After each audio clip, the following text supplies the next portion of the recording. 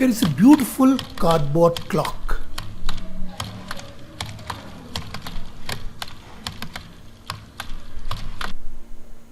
You just heard the tick-tock of this beautiful cardboard clock designed by Ashok Sonalkar. These are the various parts: a body, a pendulum, some counterweights, a gear, and a escape mechanism.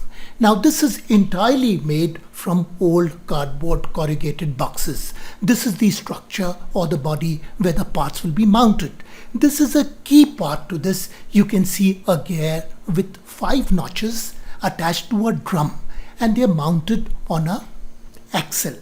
Now you tie a thread to the drum, and this thread is attached to the 5-pointed gear. Now in grandfather clocks, we know either you tighten a spring or some weight falls down. Now these are 2 ball peen refills which act as bush or bearings, so this axle can rotate freely, and we put it inside this, mounted on this structure. So now we have the gear and the drum. We can pull down the thread and the gear would rotate. Now in a plastic bag we have lots of heavy nuts, bolts and washers. We make it heavy and we tie this heavy bag to the end of the thread.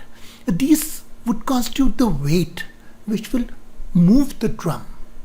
But if we do it like this, then it will fall very fast.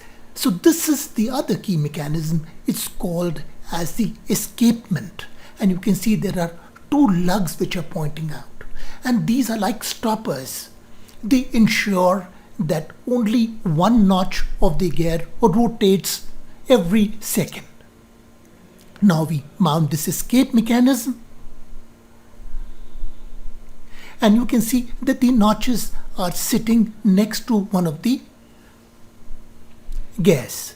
Now this is a makeshift pendulum made with a piece of wood, with a heavier wood at the end, acting like a bob. You stick some rubber adhesive and stick it to the escape mechanism.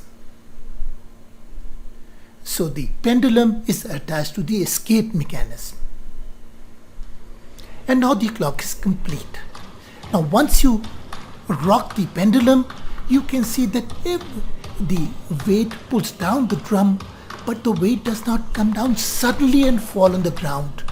Only 1 notch escapes 1 time. And this is the key to any grandfather clock. The clock was a great invention because it enabled human beings to keep time accurately. Now the weight has reached its end and it will not work. Now you see the mechanism from the top.